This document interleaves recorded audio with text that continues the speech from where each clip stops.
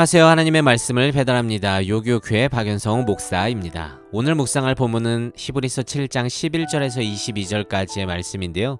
제가 16절에서 19절까지 봉독하고 함께 묵상하도록 하겠습니다.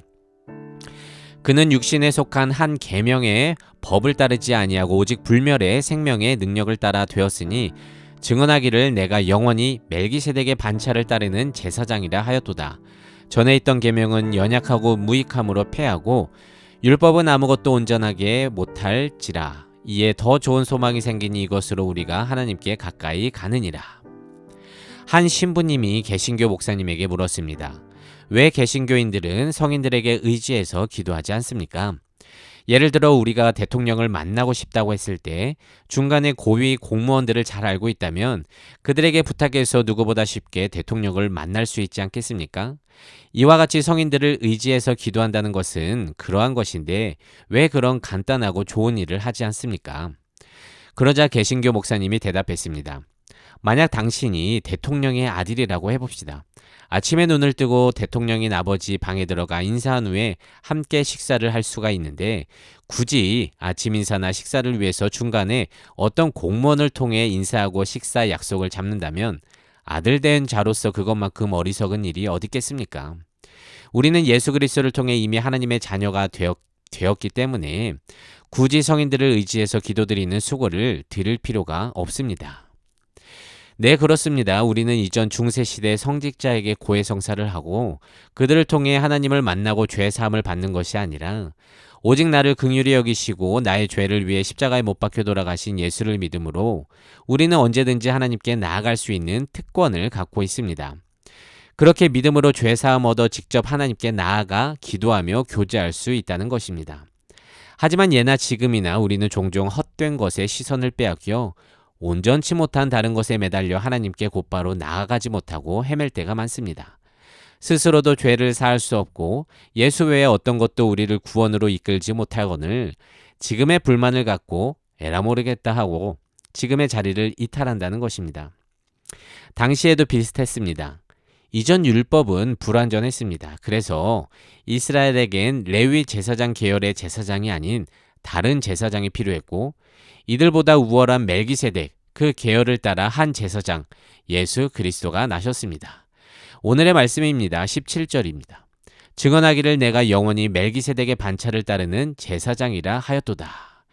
이는 시편 110편 4절의 말씀, 너는 멜기세덱의 서열을 따라 영원한 제사장이라고 했던 그 말씀을 근거한 것으로서 한계가 있던 율법을 완성하기 위해 레위보다 우월한 멜기세덱의 반차를 따라 예수님이 새로운 제사장이 되었음을 선포하는 것입니다. 그래서 18절 전에 있던 계명은 연약하고 무익함으로 패했다고 말하는 것입니다. 여러분, 모델하우스라는 게 있습니다. 그건 진짜 건축물이 완성되면 해체됩니다. 단지 모델하우스는 완성될 건물을 사람들에게 미리 보여주는 역할을 할 뿐입니다. 구약의 율법이 그렇습니다. 그렇게 레위 계통의 제사장직은 부족했습니다. 그래서 그보다 우월한 율법을 완성할 멜기세덱의 반차를 따른 예수님이 오신 것이고요. 그렇기 때문에 이전의 율법은 폐하게 되는 것입니다. 어찌 진짜 집을 두고 다시 가건물로 돌아갈 수가 있겠습니까? 어찌 영원한 생명을 두고 한계가 있는 일시적인 삶을 살려고 하겠습니까? 예수 외엔 구원이 없습니다. 예수님 말고는 우리의 죄를 깨끗게 할 수 없습니다. 그래서 어떤 상황 속에서도 지금을 붙들고 있는 바를 굳건히 잡는 게 필요한데 당시 유대인들도 그렇게 지금의 우리들도 그렇고 인생의 문제 앞에서 그렇게 믿음이 약해져서 뒤를 돌아보곤 합니다. 그렇다면 지금의 연약함을 우리는 무엇으로 보완할 수가 있을까요? 너무 당연하고 식상한 말로 들릴 수 있겠지만 주어진 삶 속에서 말씀을 읽고 기도하며 지금의 믿음을 유지할 수 있도록 최선을 다해 매일같이 경건 생활을 하는 것입니다. 말씀과 기도를 멀리하는데 굳건한 믿음이 주어질 리 만무하지 않겠습니까?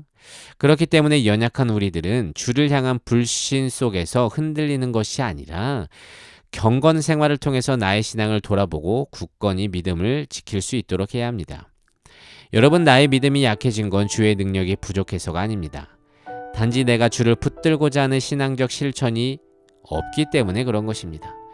그래서 제가 목사라서 말씀드리는 것이 아니라 부디 믿는 자로서 말씀을 붙들고 기도를 통해 주와 교제하면서 영원한 중보자 예수를 붙잡는 삶을 살아내길 원합니다.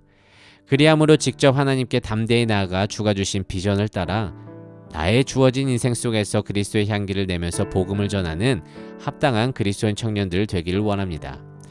그래서 지금 한번 결단해 봅시다. 내일부터 할까? 내일부터 성경을 읽을까? 기도할까? 이러지 마시고요.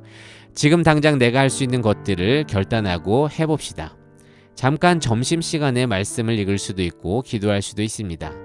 이제는 요기요큐를 빼먹지 않고 출근할 때나 혹은 퇴근할 때 들으면서 묵상할 수도 있겠습니다. 그렇게 내 일상 가운데에서 예수를 깊이 생각함으로 믿는 자답게 지금을 살아내는 모든 요셉 청년부 되시기를 진심으로 소망합니다. 말씀을 묵상하면서 내 삶에 적용해 보기를 원합니다. 나의 믿음을 굳건히 하기 위한 나의 경건 생활을 계획해 봅시다. 짧은 시간이라도 좋으니 말씀과 기도의 시간을 확보하고 그것을 실천해 봅시다.